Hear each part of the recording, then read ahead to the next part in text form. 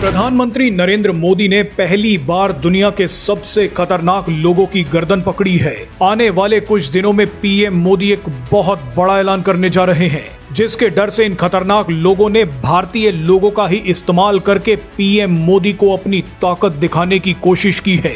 CJP की आड़ में सड़कों पर जो अराजकता फैलाई गई है, वो पीएम मोदी को चुनौती देने का एक तरीका था। अगर ये खबर देखने के बाद भी आप नहीं चौंके तो मतलब आप शुतुरमुर्ग बन चुके हैं। इस वीडियो में हम आपको बताएंगे कि सीजेपी प्रोटेस्ट की आड़ में किसे बचाने की तैयारी चल रही थी और पीएम मोदी ने किसके खिलाफ जंग छेड़ी है।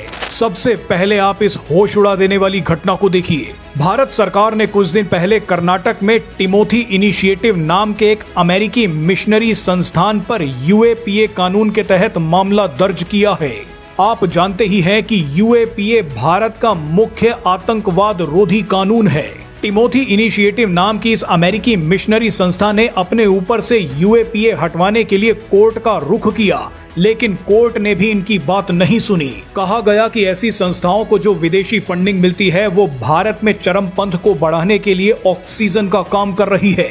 ये पूरा मामला तब सामने आया जब एक शख्स को बेंगलुरु इंटरनेशनल एयरपोर्ट पर 24 डेबिट कार्ड्स के साथ पकड़ा गया। इन सभी डेबिट कार्ड्स पर एक ही नाम था, संतोष कुमार। थोड़ी सी जांच आगे बढ़ी तो पता चला कि ये सिर्फ 24 डेबिट कार्ड्स का मामला नहीं है, बल्कि हजारों डेबिट कार्ड्स बांटे जा चुके हैं। 10-10 हजार करके 95 करोड़ रुपए निकाले जा चुके हैं। इस पैसे को नक्सल प्रभावित इलाकों और भारत के दूसरे सेंसिटिव एरियाज में बांट दिया गया। रिपोर्ट्स के मुताबिक इस पैसे का इस्तेमाल धर्मांतरण और भारत विरोधी कामों के लिए हुआ। इस घटना के बाद आपको समझ आएगा कि दिल्ली की सड़कों पर सीजेपी ने बवाल क्यों काटा। दरअसल एक्सपर्ट्स के मुताबिक सीजेपी की जंग नीट पेपर लीक के खिलाफ नहीं, बल्कि एफसीआरए कानून के खिलाफ है। संसद के मॉनसून सत्र में मोदी सरकार एफसीआरए संशोधन बिल ला रही है। इसी कानून के तहत सोनम वांगचुक समेत कई बड़े लोग फंसने वाले हैं। सोनम वांगचुक की एक संस्था का तो लाइसेंस एफसीआरए कानून के तहत रद्द भी किया जा चुका है। पीएम मोदी देश में सबसे बड़ा सफाई अभियान शुरू करने जा रहे हैं, जो धर्मांतरण करने वाली मिशनरी संस्थाओं के खिलाफ है, उन एनजीओज के खिलाफ है जो नक्सलियों और अलगाववादियों को फंडिंग करते हैं, भारत की हर विकास परियोजना को रोकने के लिए प्रदर्शन करवाते हैं। इसीलिए सीजेपी के प्रोटेस्ट में भारत के रणनीतिक ग्रेट निकोबार प्रोजेक्ट के खिलाफ भी बयानबाजी की गई थी। आपको बता दें कि संशोधन के बाद एफसीआरए यानी फॉरेन कंट्रीब्यूशन रेगुलेशन एक्ट के तहत विदेशों से जो फंडिंग आती है, उस फंडिंग के सोर्स की जानकारी भी अब देनी होगी।